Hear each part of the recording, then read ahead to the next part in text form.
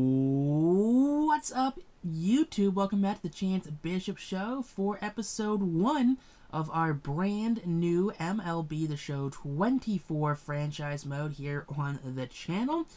Well, the last couple seasons, I guess we've done a lot of Phillies, so Phillies, they're off the table this year. Last year we did the Baltimore Orioles. We've also did like half a year, like 40-something episodes worth of a Mariners franchise. But we're staying in Pennsylvania, but we're going to go to Pittsburgh this time. The Pittsburgh Pirates, the 5-time World Series winning franchise.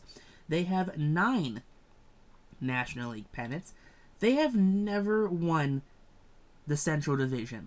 They have 0 National League Central Division titles. None. That's great. That's wild, honestly. But hey, hear me out. They have 9 National League East Division titles, though. Their most recent being at 92. The Pirates also have 3 wild card berths in their franchise. Might add, this is a team that's been around since the late 1800s.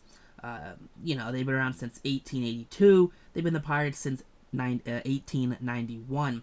But they've won 3 wild card berths, 13, 14, and 15. That was the streak that broke their playoff drought. Bob Nutting, Ben Cherington, and Derek Shelton are pulling the strings of this team. And Derek Shelton not doing super duper great.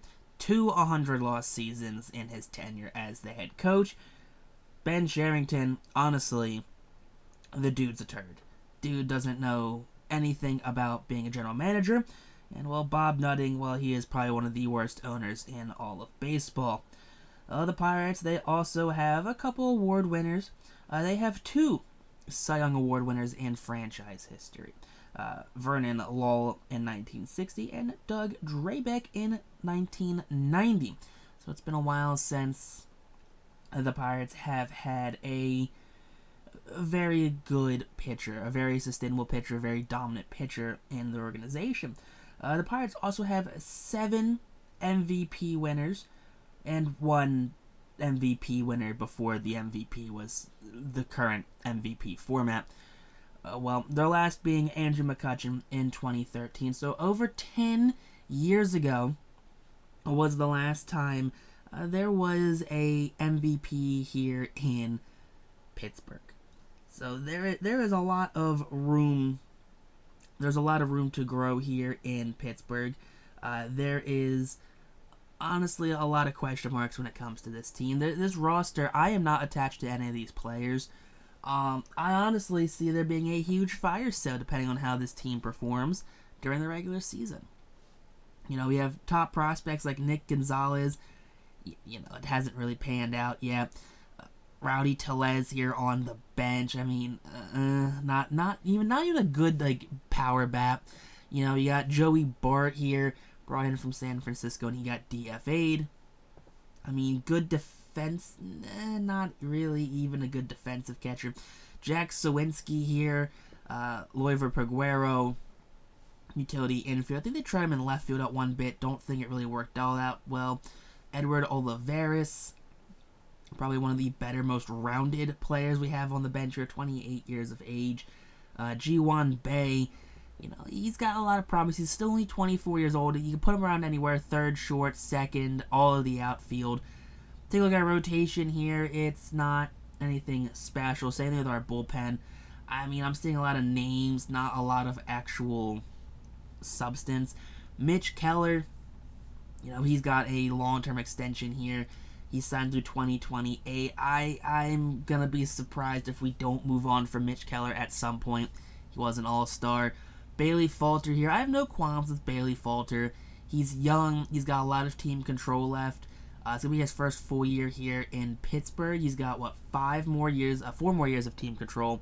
So next year and 3 arbitration years. Marco Gonzalez, again, just one of these guys that 8.1 due next year. I don't think he is a Pittsburgh Pirate for next season. Martin Perez, only on a 1-year deal. If he struggles this year, I'm just gonna DFA him. I'm not gonna keep him around.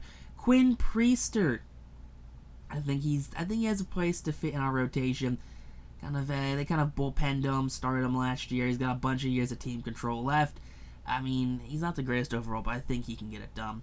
Look at our bullpen. We got Ryan Borucki, failed prospect. I think for the Blue Jays was Borucki. Dalton Jeffries, former Milwaukee Brewer, starting pitcher, kind of in the bullpen right now. We got Dennis Santana, 27 years of age, C potential 68 overall.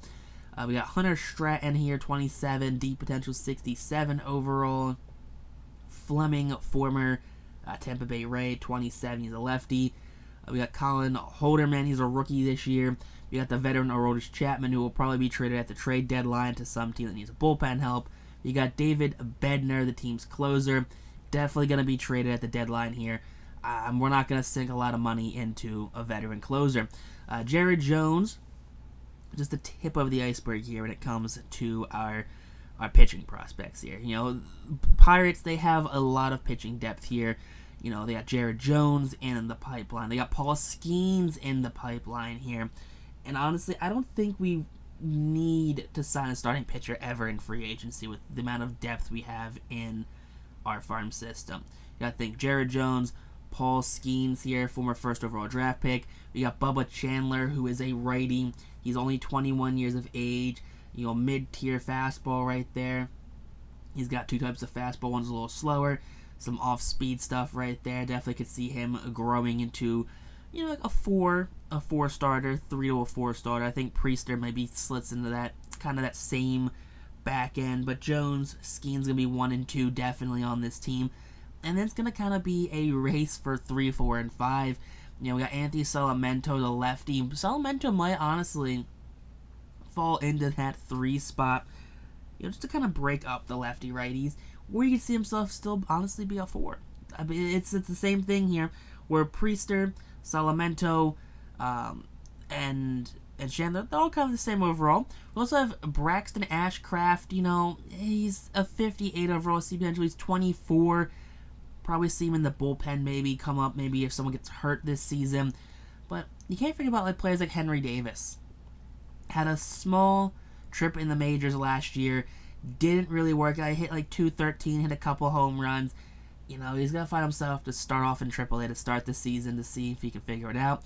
Same with Andy Rodriguez. Rodriguez is going to be hurt for the majority of this season, if not all of this season, with an injury. But he, first, second, left, right, catcher. I mean, you can move around the field. But I think it's going to be a toss-up on who we want more to be the catcher.